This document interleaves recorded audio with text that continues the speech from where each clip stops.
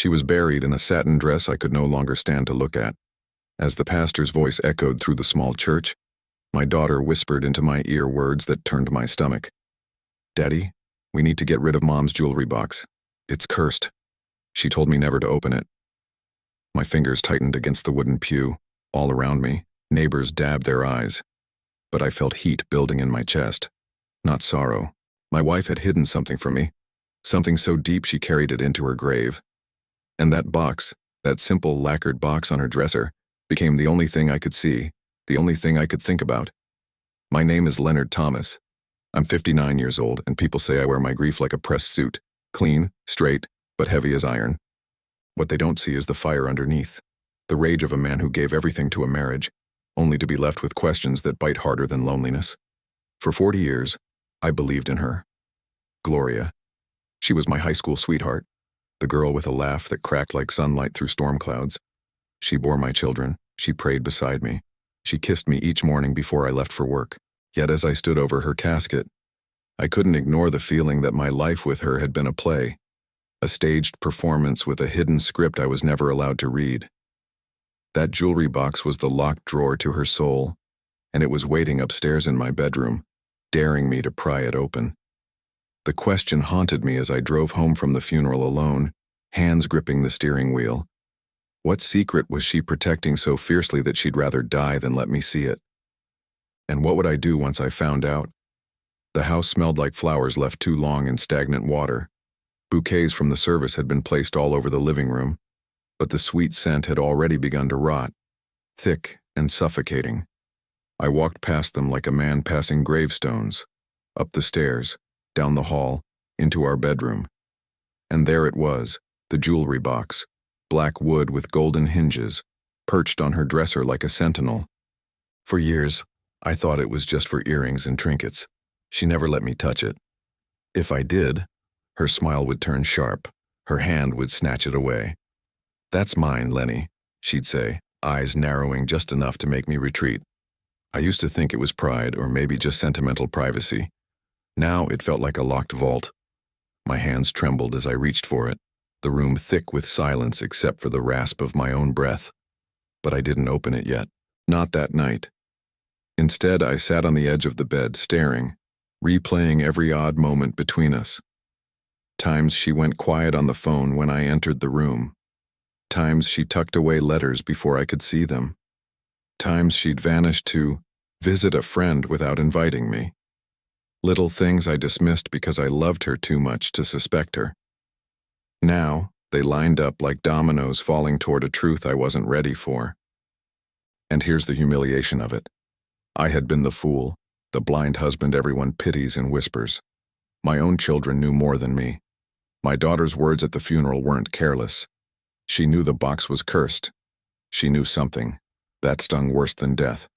A wife's betrayal is one thing, but a father left out of the truth by his own blood, that cuts to the bone. The next morning, I forced myself downstairs for coffee. The kitchen felt hollow without Gloria humming at the stove. My son, David, stopped by to check on me. He stood at the doorway, not coming in, just rocking on his heels like he had somewhere better to be. "Dad," he said, "about Mom's box. Maybe just let it go. Some things don't need digging up." He wouldn't meet my eyes. His voice had the tone of warning, or maybe guilt. That was when I knew.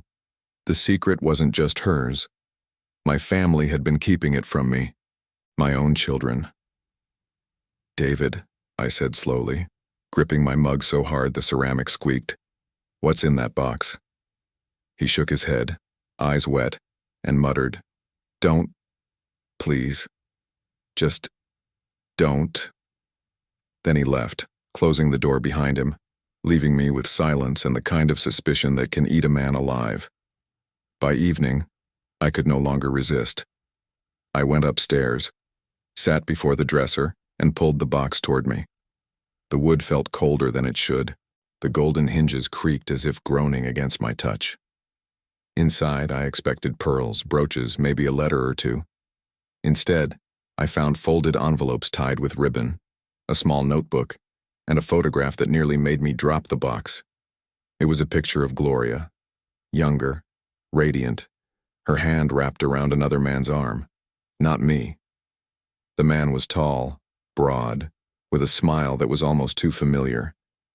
My stomach turned as I realized I'd seen him before, in the mirror. The man was my brother, Charles. I staggered back, breath caught in my throat. The room spun. My wife, my brother, together. The humiliation crashed down like a wave, choking me. The letters trembled in my hands as I untied the ribbon, already dreading the truth bleeding from the pages. The first one began, "My dearest love, we must never let him know." I crushed the paper in my fist, bile rising.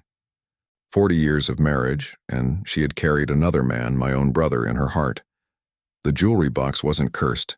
It was poisoned, dripping with the venom of betrayal. And yet, even as my anger boiled, another thought clawed its way in. Why hide it? Why not confess? Why keep these letters, these photos, instead of burning them? Unless she wanted me to find them. Unless this was her final punishment. A graveside confession designed to crush me after she was gone. That night, I sat in the dark with the letters scattered around me like broken glass. Rage burned in my chest. But so did something else. A cold, calculating desire for justice. If she thought death freed her from accountability, she was wrong.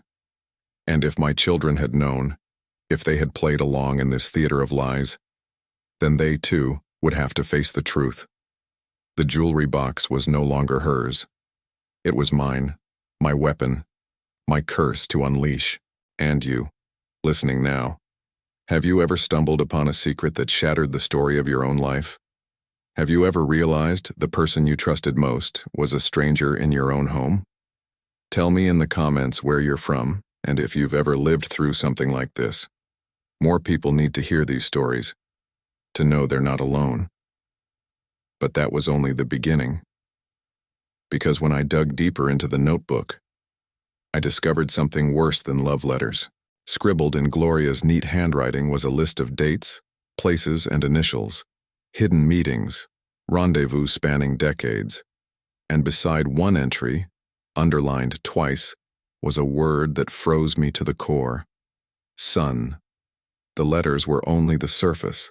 The truth, I realized, hadn't yet been uncovered, and what I was about to learn from that notebook would turn humiliation into fury, and fury into something far darker. The word son stared back at me from the page, underlined twice in Gloria's careful script. My pulse thudded in my ears. For a long moment, I sat frozen, clutching the notebook as though it were alive, as though it might bite me if I turned another page. My hands shook, the air heavy, pressing against my chest. The idea struck like lightning, wild and unforgiving. One of my children might not be mine. I pushed the notebook away as if distance could make the thought vanish, but the letters and dates spilled across the floor like fallen leaves, whispering their truths. I pressed my palms against my face and whispered into the empty room. God, don't let it be true. But the room offered no mercy.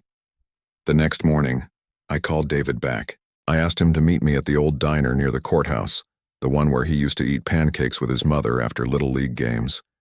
He came, reluctantly, his shoulders hunched, eyes shadowed. He slid into the booth across from me, avoiding my gaze, fidgeting with the salt shaker. I didn't waste time. How long have you known? He froze, his knuckles white around the shaker. Dad. Don't you dare dodge me, boy. I snapped. My voice came out low, hard, a growl that made the waitress glance over before deciding not to interrupt. How long have you known about your mother and Charles? David's lips trembled. He glanced toward the window, away from me, and whispered, Since I was 15. The word struck me like a hammer. 15 years old. My son had known for decades, while I played the fool, smiling at family cookouts, hugging my brother, kissing my wife, blind to the play running around me. I leaned across the table, my voice sharp as glass. Then tell me this. Which of you isn't mine? David flinched as though I'd slapped him.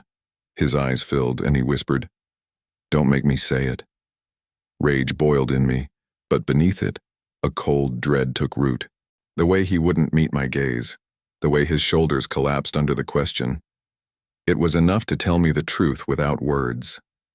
My chest caved, my hands curled into fists, and for a moment, I wanted to smash the table, to tear the room apart, to howl like a man betrayed by the very blood in his veins. But I didn't. I sat back, breathing slow, forcing my voice into a quiet steel. I want the truth. All of it. No more protecting her. David finally looked at me, his face pale.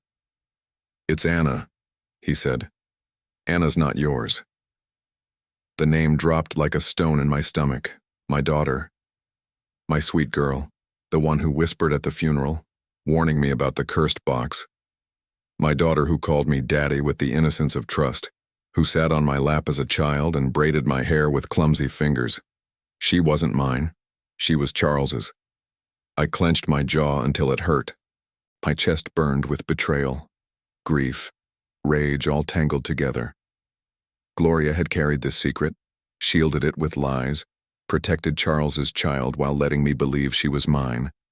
And my children, my own blood, had known. They had stood by, watching me live in ignorance. I rose from the booth so abruptly the salt shaker clattered onto the table. David reached out, whispering, "Dad, please." "Don't," I hissed, pulling away. "Don't you ever call me Dad again until you learn the meaning of honesty." I stormed out of the diner, the air cold against my face, my breath shaking. People on the street turned their heads, but I didn't care. I walked fast, furious, each step heavy with humiliation.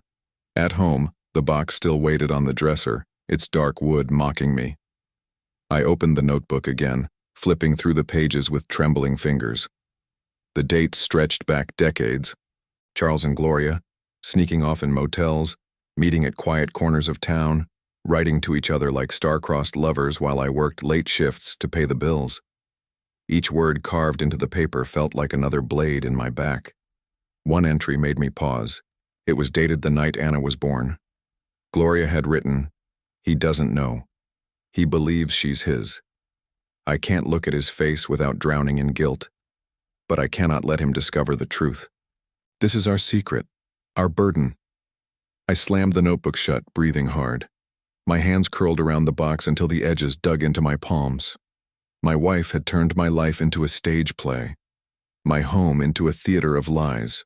My children had been her accomplices, and my brother, my own flesh, had lived a life I never knew, stealing from me with a smile. But the humiliation was no longer enough. No, this was the seed of vengeance. That night, I went down into the basement. Among the boxes of old tools and rusted nails, I found what I needed: a stack of photo albums, dusty and forgotten, pictures of birthdays, graduations, family barbecues. I flipped through them with new eyes, seeing what I had missed. Charles always in the corner of the frame, always smiling at Anna a little too warmly, always standing close to Gloria, their hands brushing when they thought no one noticed, and me in the foreground beaming, clueless, the fool at center stage. My humiliation was complete, but with humiliation came clarity. I tore the photos from the album, stacked them with the letters, the notebook, the photograph of Gloria and Charles together. I bundled them neatly, tied them with string, and placed them back in the jewelry box. That cursed box wasn't just a container of secrets anymore. It was a weapon. Evidence. Truth sharpened into a blade, and I knew exactly how I'd use it. The next Sunday, our family gathered at the small Baptist church, the one where Gloria's funeral had been held. The congregation expected me to sit quietly, to grieve like a widower should. Instead, I carried the jewelry box under my arm, heavy as a stone, my face calm as glass.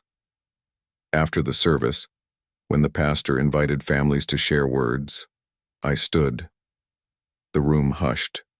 My children stiffened, their eyes darting to the box in my hands. They knew. I cleared my throat, my voice carrying through the sanctuary. For 40 years, I believed my wife was faithful. For 40 years, I thought I was a husband, a father, a brother.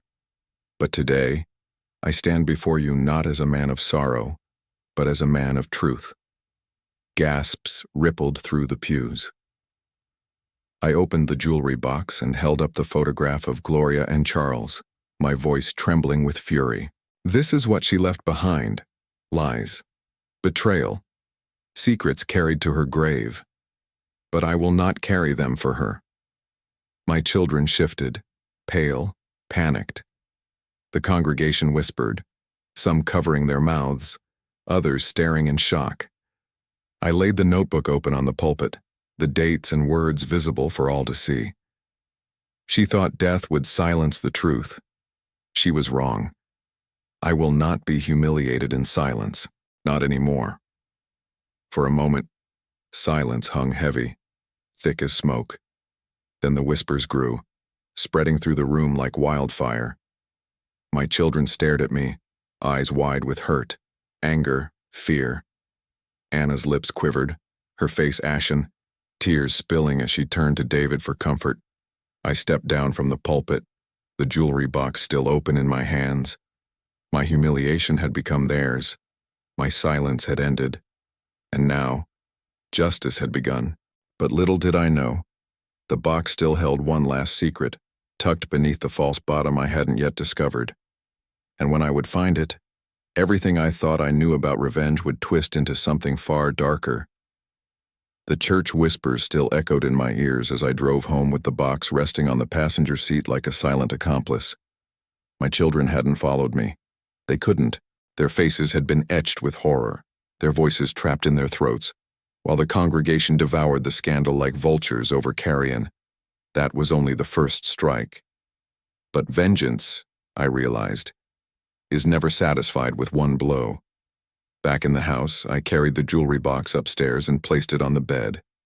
I stared at it, chest heaving, sweat cooling on my brow. Something about it gnawed at me. The weight. Heavier than it should be, even with the letters and photographs. I tapped the bottom with my knuckle. The sound was off, hollow in places, solid in others. My gut twisted. I dug my fingernail along the wooden seam and felt it catch. A false bottom. For a long moment, I sat frozen. My heart pounded like a drum, louder than my own breath. Did I really want to know? The last secret had ruined my marriage from the grave. What would this one do? I pressed harder, the wood giving with a soft pop. I lifted the false bottom away. Inside lay a stack of envelopes thicker than the ones I'd already read. But these were different. They weren't love letters. They were bank statements, receipts, legal documents. And beneath them, wrapped in cloth yellowed with age, was a small revolver. My wife, my Gloria, had hidden a gun in her jewelry box. I picked it up with trembling hands. The metal was cold, heavier than I expected. A chill ran through me. Why would she keep this? Why not get rid of it?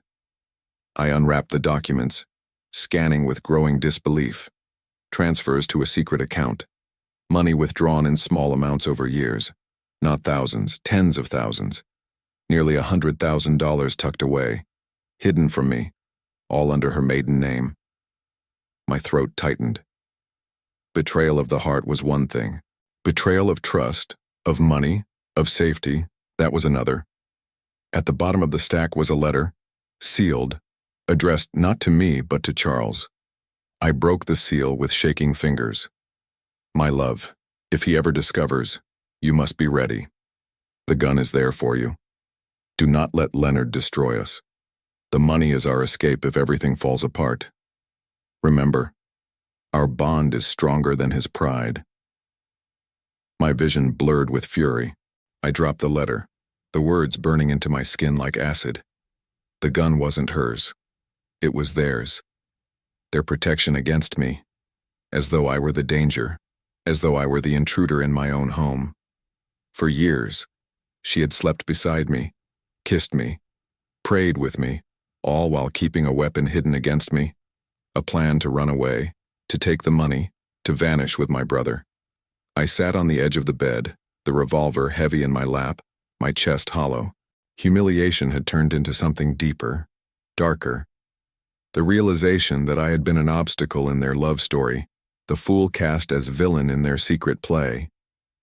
The thought made me laugh, sharp, bitter, a sound that didn't feel human.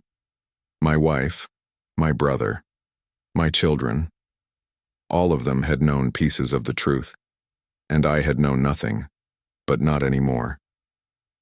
That night, I placed the revolver and the letters back into the jewelry box.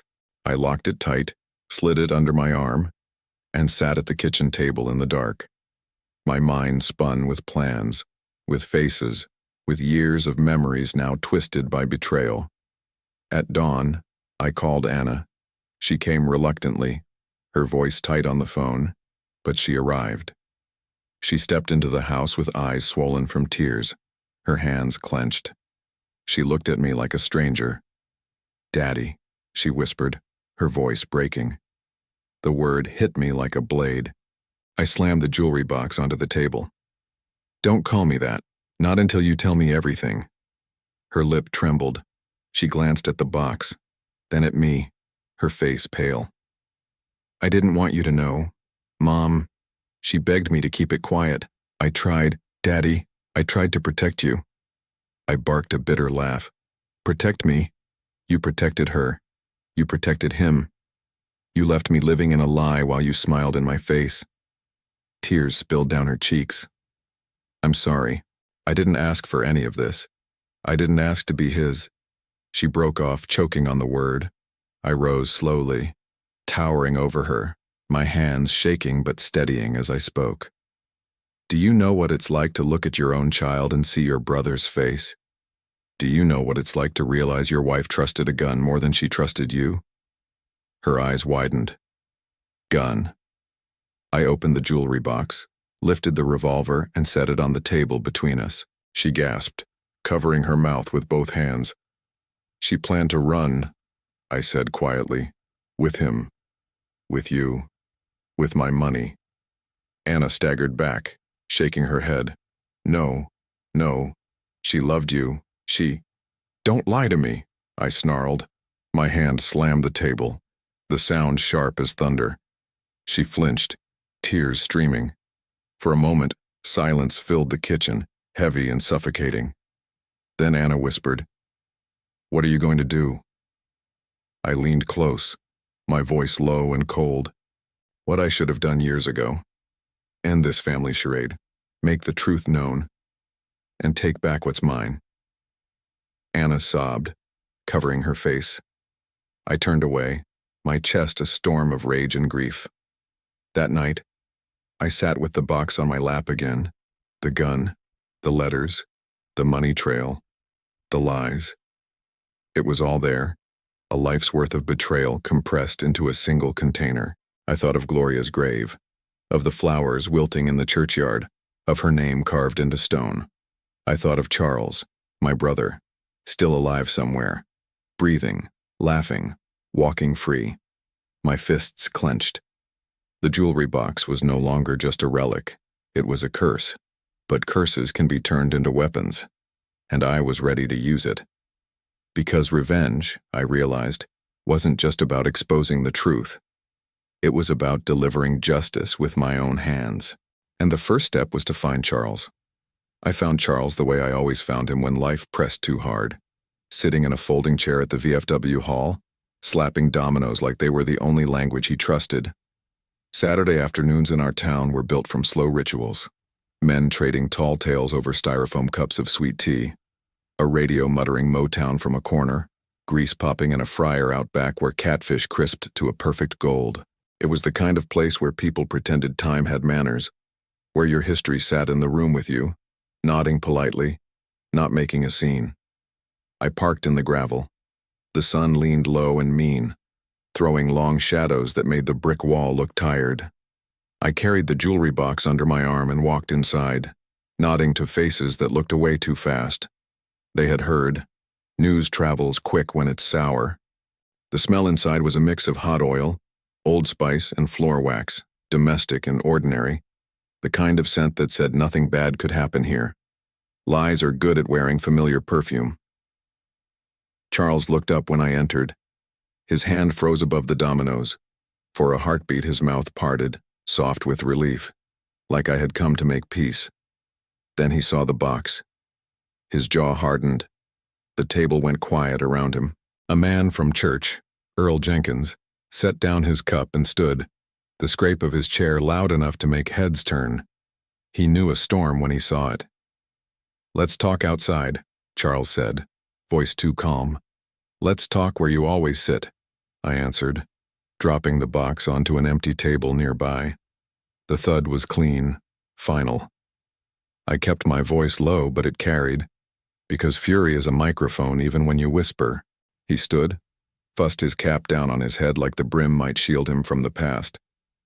He'd gone gray softer than me, his shoulders still broad, a middle-aged swagger that once charmed and now just looked like a man trying to outrun mirrors. He walked over and stopped 2 feet from me, close enough for me to smell his aftershave, something cheap and sharp that tried to bite through the oil and salt in the air. "You got no business bringing that out here," he said. "You had no business bringing it into my house," I replied. We stared each other down. Brothers once. 2 men who'd played tackle on muddy Thanksgiving fields, who'd shared a bedroom and a single hot plate in a downtown apartment when we first left home. That's the trick of betrayal. It needs intimacy to hurt this bad. A stranger can't wreck you. It takes family.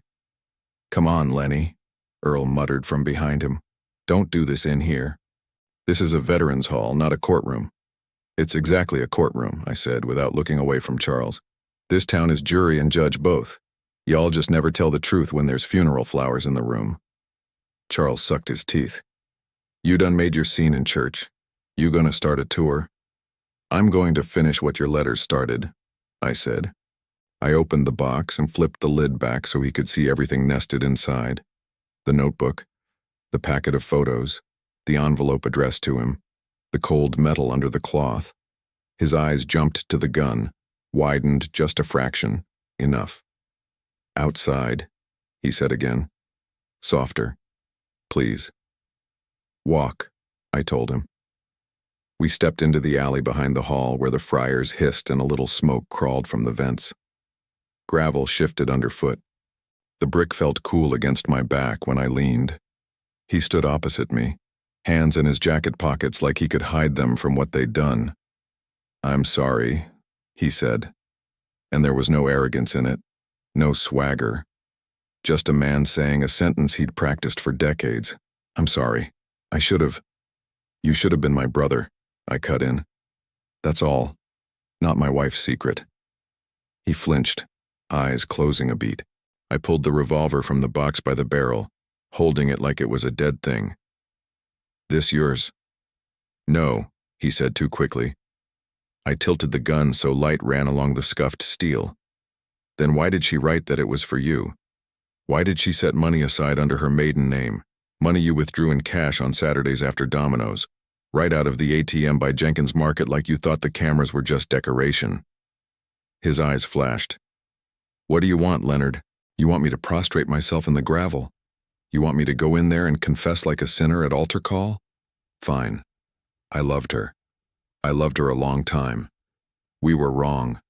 We were cowards. We told ourselves it was mercy because you worked too much and she cried at night. We made it holy in our heads because it was easier than saying we were selfish. There. Will your heart quiet now?" "You want to hand me your poetry?" I asked. "I brought math." I tapped the notebook.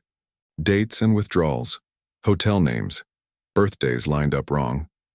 "The afternoon my daughter came into this world and you signed your name on a motel registry on the other side of town, while I held Gloria's hand and promised her I would never let her be alone."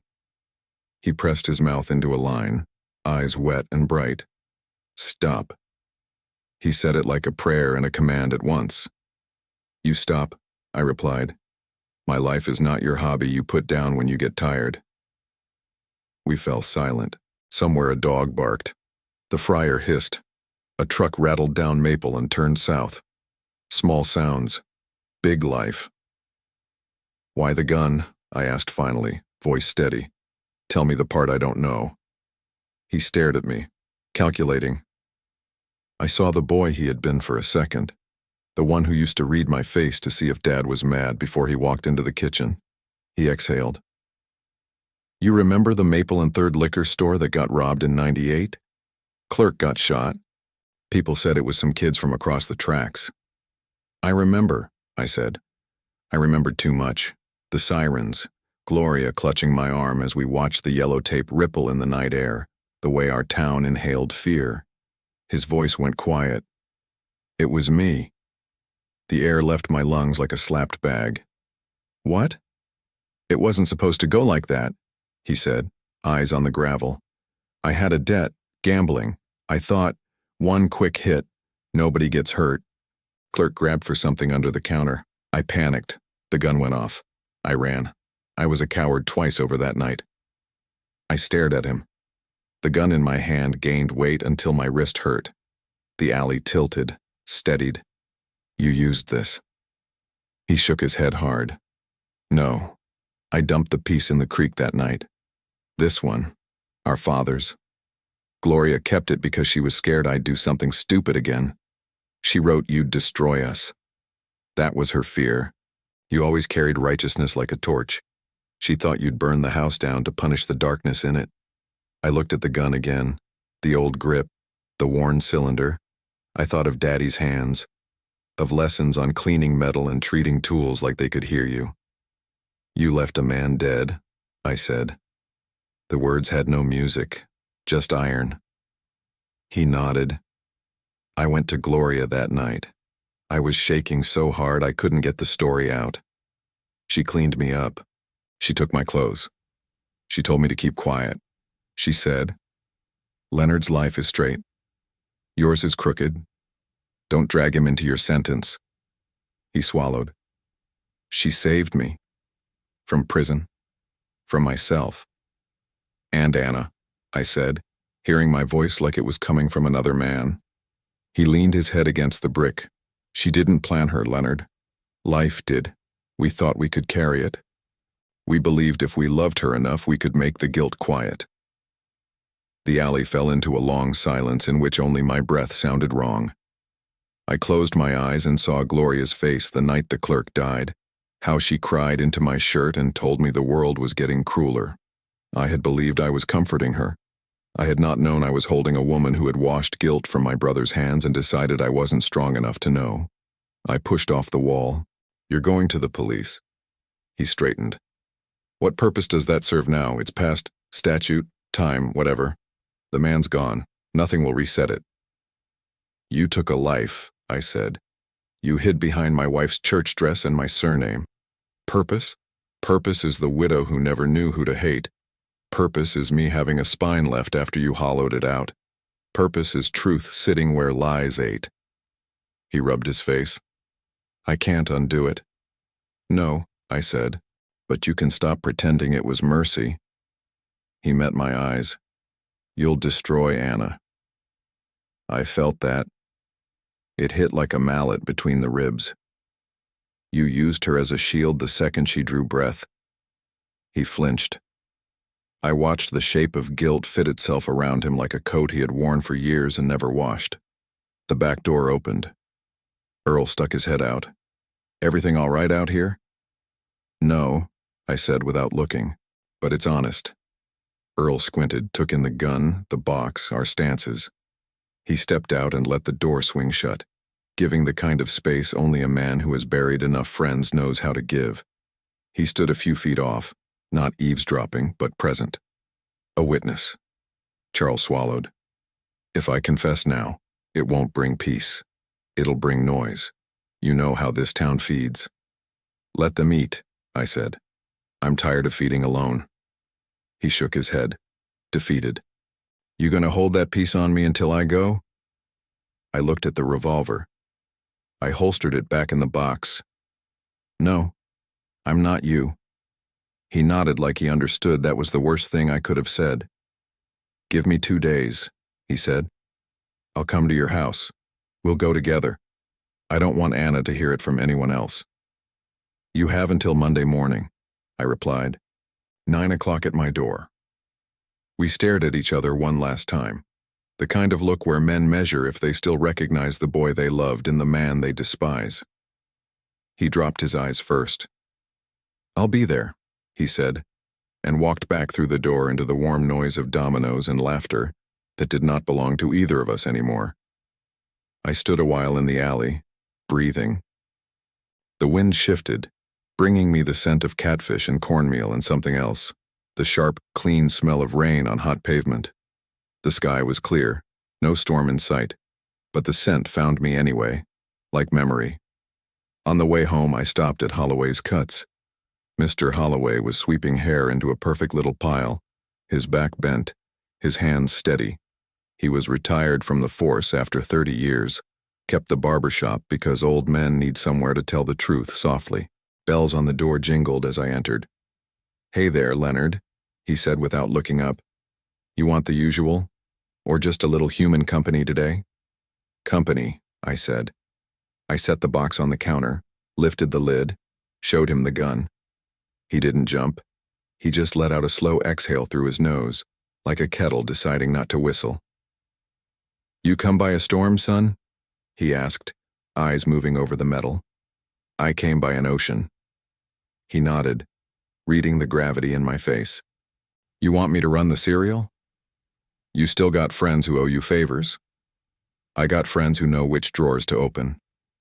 He lifted the revolver with a barber's care, read the engraving, wrote the numbers on a receipt book. He slid the gun back to me, closed the box. "Go home," he said. "Give me until tonight." At home, I made coffee and didn't drink it. I watched the window, felt the light move across the table. I thought about my daughter, her first ballet shoes, the way she lined them up on the hearth like talismans.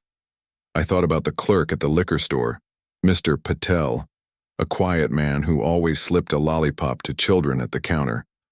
I had forgotten his name until it arrived and sat heavy with me. Grief is drought until a name makes it rain. As afternoon tilted into evening, my phone buzzed. Holloway.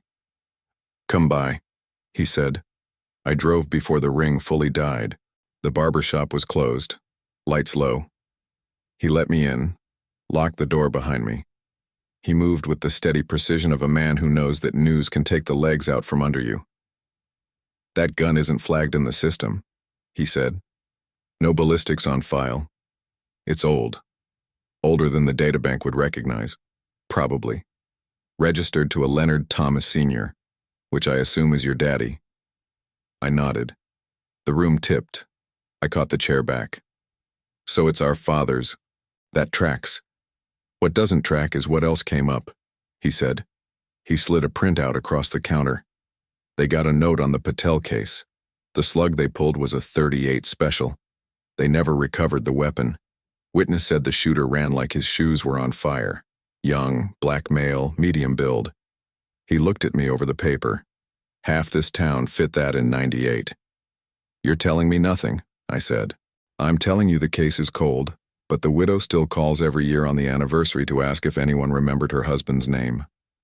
He folded his hands. "Sometimes justice is getting the name said out loud where children can hear it." I exhaled. He said it was him. Holloway's eyes didn't blink for a long beat. "Your brother?" I nodded. The word felt ugly inside my mouth. "You want me to drag him in?" he asked gently. "I want to bring him," I said. "Monday, 9. He tipped his chin. "I'll make a call. I'll have a friend at the station who knows how to push through paperwork without turning it into theater." I squeezed his shoulder. "Thank you." "Bring the girl kindness," he said. "Whatever you do next, don't let her stand alone in the echo. People survive betrayals. They don't survive being abandoned at the exact moment the truth lands." I left with that in my pocket like a stone. Night fell quick and sudden, the way September does when it's pretending to be autumn and summer at once. I pulled into my driveway, porch light on, windows dark. I unlocked the front door and stepped into a silence that didn't feel like my own. I set the jewelry box on the hall table to hang my jacket. In that span of seconds, a shape moved in the dining room. Too smooth, too quick. My body reacted before my mind. I lunged for the box, hugged it to my chest, spun, ready for a fight I hadn't trained for in a decade. "Don't!" A voice snapped from the dark. A small light clicked on. A figure in a black hoodie stood by the china cabinet, gloved hands lifted like a referee calling timeout. The hood came down slowly. Anna. My stomach dropped so fast it left me hollow. She looked different in the hard light. Jaw set, eyes rimmed red but dry. Not a child and not a victim. Something brittle had replaced the softness. "What are you doing in my house?" I heard the ice in my voice and didn't recognize it. "In our house," she said, voice level. "Mom's things are mine as much as yours." "Put the hood back up," I said. "You don't wear that in my dining room like a thief." She flinched, shame and anger wrestling on her face. "I came because I knew you'd go after Uncle Charles. I came to get the box so you wouldn't do something you can't undo." "I already did," I said, stepping toward her. "Truth doesn't return to the bottle, Anna." "Then leave it at truth," she said, "not punishment." I laughed, a dry cough of a sound. "You grew up in a house where the bill never came due. You think justice is just a word. It's a receipt." She stared at the box like it might leap for her. "You don't get to destroy my life because yours is broken." "You tell me which part of your life is yours," I said quietly. "Your last name, your stories, your ideas about goodness. Which thing did you not borrow from a lie I paid for?" I saw it land and immediately wished I could swallow the words back. But they sat there between us, ugly, honest, a mirror held too close. Her hands dropped to her sides. "I loved her," she whispered. "I still do. You want to turn her into a villain because it makes this easier." "She carried me. She carried him. She carried you. Maybe she didn't set it down because she didn't trust you not to throw it." I opened my mouth, closed it. The room shrank. The air smelled faintly of lemon oil from the furniture polish, a scent that had lived in this house longer than my children had. Details like that pried me open when anger tried to slam me shut. "I'm taking the box," she said finally. "I'm not asking." She stepped forward. I didn't move. I let her come. When she reached, I held it tighter. "No," I said, not loud, not threatening. Just no. We stood like that, stubbornness against stubbornness. In the end, she backed away a step, because some part of her remembered the father I had been when truth still had soft edges. "Uncle Charles is not who you think he is," she said. "He's not." "He told me," I said, "about Mr. Patel." She went pale in a way that made me hate the man who had taught her fear. "He told you?" I nodded once. She covered her mouth. For the first time since the church, she looked young again. "Then you know why Mom did what she did." "I know why she said she did what she did," I answered. "People get good at narrating their sins into hymns." "Are you turning him in?" she asked. "Yes." She stared at me, then at the box, then back. Her eyes lost their fight. "Then let me be there," she said. "When you do, let me hear him say it to my face. I don't want strangers deciding what my life means." I considered. Holloway's words returned, the echo, the abandonment. "Monday morning, 9, my porch." I paused. "And Anna, know this. I will always love you. I just don't know who you are yet inside this earthquake." She swallowed hard. "I don't know either," she said, and left by the back door, hood up again, ghost light on her shoulders. When the house settled around me, I carried the box upstairs and set it on the bed like a sick animal I didn't know how to tend. I showered and changed the sheets because humans do practical things when their hearts are afire. In the quiet, I found the photo albums I'd torn and spread them on the coverlet. I looked at faces that would never arrange the same again. Sleep came and went in thin threads. Sometime around 2, I heard a soft scrape downstairs. Old houses whisper all the time. But this sound had intent. I slid out of bed, eased the box under my arm, and crept to the landing. Moonlight painted the hallway silver blue, the way hospitals look at midnight. The scrape came again, from the kitchen. I stepped down slow, my hand on the rail, feet finding the spots that didn't complain. In the kitchen, the back door hung open 4 inches, the chain lock twisted and snapped. A pocket knife lay on the floor, its handle worn smooth by someone who used it for work, not play. The night air smelled like cut grass and rain that never came. I moved to the door, listened. A fence rattled softly, footfalls in dirt. I flicked the porch light and opened the door in one motion. A figure sprinted across the yard, vaulted the back fence like a deer, disappeared into the neighbor's darkness. Not Anna this time. Taller, heavier. The kind of runner who'd done it before. I stood there with the box tight to my chest until the quiet returned and my heartbeat found a rhythm a metronome would recognize. Then I closed the door, slid the deadbolt, and leaned my forehead against the cool wood. Taped to the outside of the refrigerator where I'd missed it in the dark was a note. Printer paper. Block letters like a child learning to write, or a man hiding his hand. You weren't supposed to dig. It wasn't signed. I peeled it off and set it next to the box. My hands shook, not with fear, but with a certainty that the grave I'd opened didn't end with my family. There was another shovelful below. Something beyond betrayal. Something that had learned my house, my hours, my locks. Someone who wanted this box worse than I wanted peace. Monday at 9 suddenly felt like the most dangerous kind of appointment, the kind where truth would show up with company. I turned out the kitchen light and went upstairs with the box. I set it in the closet on the highest shelf, behind shoeboxes and shirts I didn't wear when grief shrank my world. I stared at it until my eyes hurt. Then I closed the closet door and sat on the edge of the bed in the dark like a man listening for a train. He knows he can't stop. The last thought I had before sleep took me was of Mr. Patel's widow, somewhere in this same town, laying out her husband's photo on a little table by the hallway because rituals tame the chaos a bit. I pictured her face when she would hear the words, "We know. We remember. We are not afraid to say his name." And in that picture there was a strange, cold comfort. Revenge had its grammar. Justice had its voice. I had lived too long inside a lie to hold my tongue now. But a part of me, the smallest and most stubborn, still wanted to be wrong. Wanted a new truth to crash the old one and set me free from the story I was setting in stone. That's the trouble with curses. You use them long enough. You can't tell if you're wielding them or wearing them. By morning I had a plan. New locks. A camera on the back door.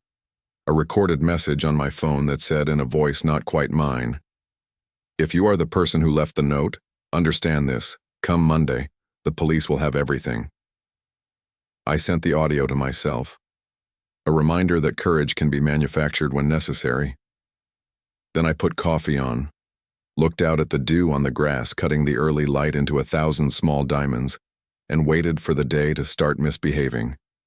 It did, of course. At 8:07 a.m., my phone rang. Unknown number. I let it go to voicemail. It rang again. I answered. Mr. Thomas. The voice was smooth, a polite man's voice, like the ones that used to sell life insurance door to door. "I hear you've been asking old questions about the Patel incident. That's unwise. Some of us enjoy quiet." "Who is this?"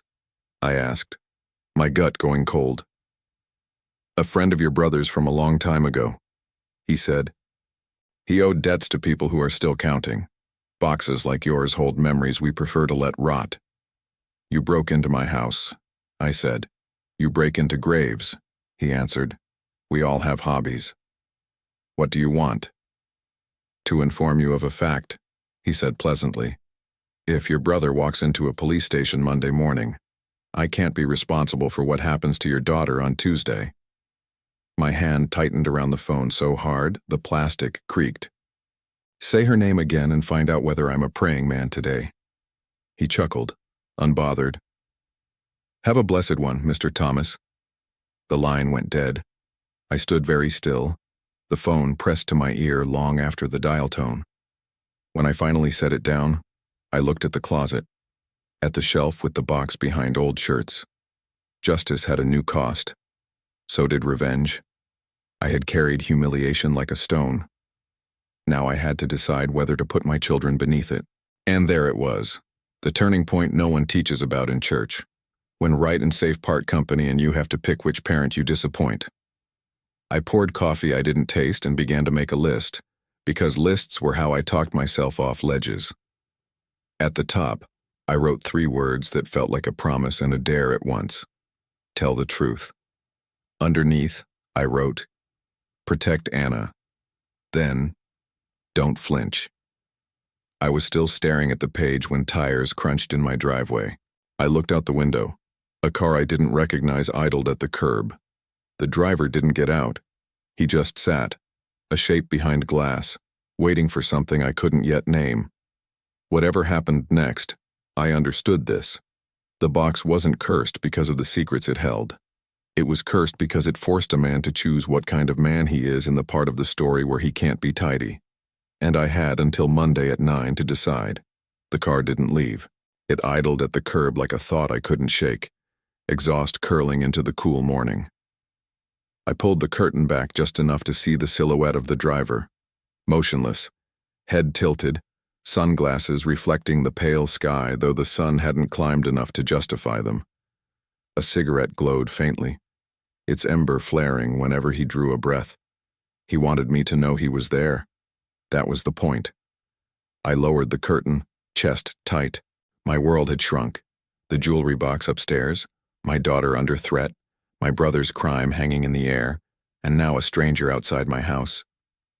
I'd thought humiliation was the worst weight a man could carry. I hadn't known what it felt like when humiliation turned into surveillance.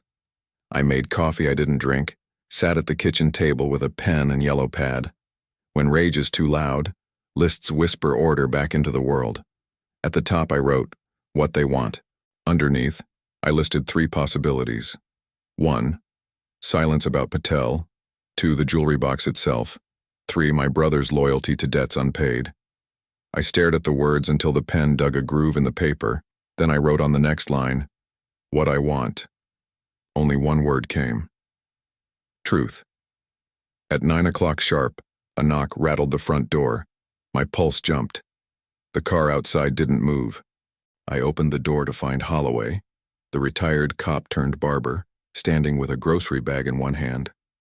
Brought you something, he said casually. Inside the bag was a small black box, a wireless camera kit, 4 pieces, simple enough for an old man to set up without calling his grandson.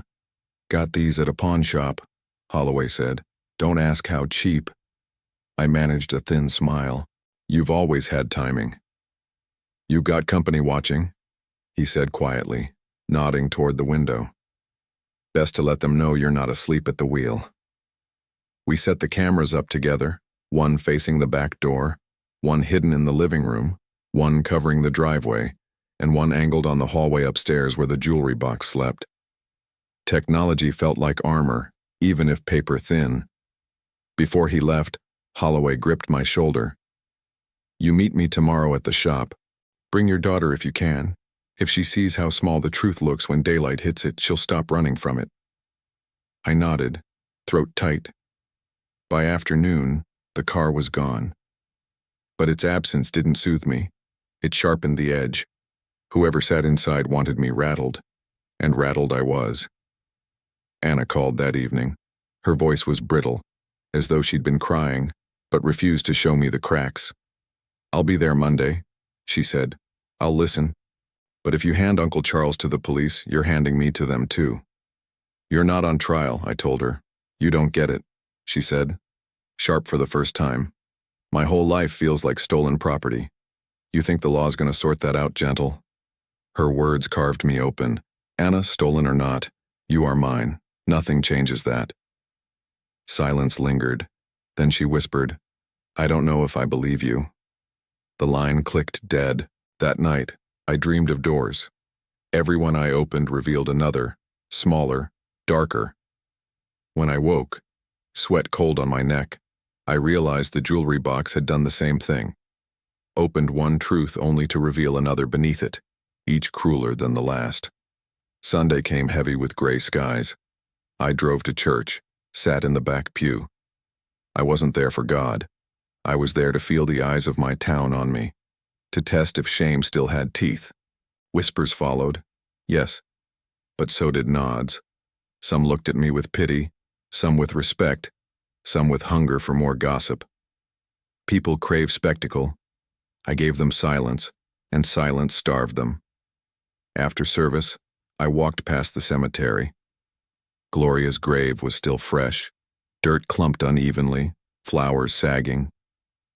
I stood there a long time, hands in pockets, staring at the name on the stone. I spoke low, so only the wind could hear. You built a theater, Gloria. You wrote the script, handed out roles. You made me husband, made him lover, made Anna daughter, made David silent. But you forgot one thing.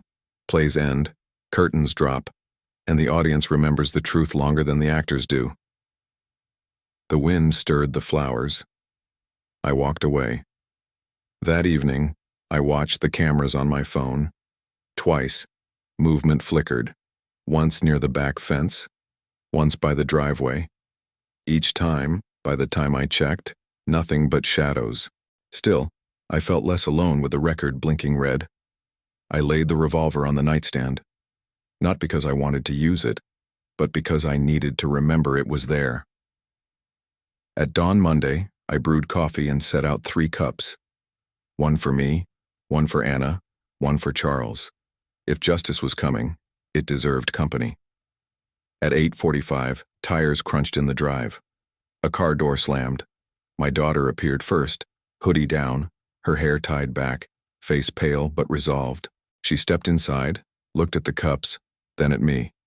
"You're serious," she murmured. "Sit," I said gently. She did. At 8:58, another set of tires. A truck. Charles climbed out, shoulders squared, eyes hollow.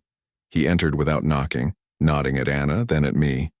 He saw the cups, the box on the table, the revolver beside it. His throat worked. "We doing this?" he asked. "Yes," I said. Anna's voice cracked. "Uncle Charles would tell me it's not true." He lowered himself into the chair across from her. His hands shook as he clasped them. "It is," he whispered. "Every word." She covered her mouth, tears spilling fast. I wanted to reach for her, but I let the space sit. She needed to hear it raw. Charles leaned forward, eyes burning with shame. "Anna, you are mine by blood but his by heart. Don't let anyone ever tell you different. He raised you, I betrayed him. You belong to him more than you ever will to me." Her sob turned into a bitter laugh. "Belong. That's not comfort. That's a brand." The clock ticked, 9:05. The police station wasn't far, but the weight between us was heavier than any courthouse. "Let's go," I said finally. I closed the jewelry box, slid it under my arm, holstered the revolver inside. All of us. But before we could rise, a sound split the air. Tires screeching outside, doors slamming, footsteps pounding up the porch. A heavy fist hammered the front door. "Mr. Thomas," a voice barked. "Open up. Police." Anna froze. Charles's face drained of color. I set the box down slowly, stood, walked to the door. Through the peephole I saw 2 men in plain clothes. Badges flashed, guns at their belts. Not uniforms. Detectives. I opened the door a crack. "Yes." "Mr. Thomas," the taller one said briskly, "we need to ask you about a weapon in your possession. A .38 revolver registered to your father. May we come in?" My heart slammed. They knew. Holloway's search hadn't stayed quiet, or someone had tipped them. "Do you have a warrant?" I asked. The second detective smirked. "We can get one. It'll look better for you if we don't need to." Behind me, I felt Anna's eyes, Charles's panic. The box sat on the table, the revolver inside, the letters coiled like snakes. For the first time, I realized the curse of the box wasn't just its secrets. It was the way it forced choices at gunpoint. Not literal, not yet, but choices sharp enough to cut a man either way. I opened the door wider, stepping aside. Come in. The two detectives entered, eyes scanning the room, landing on the box. One nodded. That it? My hands clenched. My voice came steady. That depends. You want a gun? Or you want the truth? The taller detective pointed at the jewelry box. Mr. Thomas, please open it. My chest tightened. Inside lay 40 years of betrayal, a murder's shadow, and the fragile thread of my daughter's identity. If I gave it up, I surrendered control. If I hid it, I risked handcuffs. Behind me, Anna whispered, "Daddy." Her voice cracked, fragile, but that single word carried a plea. Don't let them erase us. I opened the box slowly. The revolver glinted under the kitchen light. The detectives leaned in. One reached for it, but I put my hand over the weapon first. This gun isn't the story, I said. The story is a man named Patel, dead 27 years, and a brother who carried guilt so deep he nearly drowned us all in it. The story is a widow who deserves to hear his name spoken with truth. If you take the gun without the story, you've failed. They exchanged looks. The younger one sighed. Sir, with all respect, truth doesn't matter unless it's written down in a report. Then write this down, I said, turning to Charles. Tell them. Charles sat rigid, fists clenched on the table. For a moment I thought he'd stay silent, as always. But then his shoulders dropped. He looked at the detectives, eyes hollow. It was me, he whispered. Patel, the liquor store, 1998. I pulled the trigger. The room froze. Even Anna stopped breathing. The detectives stared, stunned by the plainness of it. One clicked on a recorder. Say that again, for the record. Charles did. Each word landed like nails hammered into wood. He confessed. The debt, the panic, the shot, the years of silence. I felt my chest loosen. Not joy, not victory, just release. For decades I'd been carrying a lie I never agreed to hold. Now it sat in daylight where it belonged. The detectives cuffed him gently. Reading his rights, he didn't resist. Anna sobbed, covering her face. I wanted to comfort her, but I knew she needed the grief unfiltered. As they led Charles out, the taller detective paused. Mr. Thomas, we'll need the weapon for evidence. I hesitated, then handed over the revolver. The box felt lighter, almost empty now. When the door shut behind them, silence swallowed the house. Anna lifted her head, tears streaking her face. What happens to us now? I pulled her close, resting my chin on her hair. Now we breathe. Now we live without secrets. She shook against me, whispering, I'm scared. So am I admitted. But fear is lighter than lies. We can carry it. We sat there a long time, the box between us on the table, no longer cursed, just wood and hinges, stripped of power. That evening, I walked alone to Patel's grave. I placed the box on the grass, empty but for one letter I'd left inside, written in my own hand. We know your name. We remember. Forgive our silence. The wind lifted, cool and clean. I left the box there, letting the earth take it. When I came home, Anna was asleep on the couch, her face peaceful for the first time in days.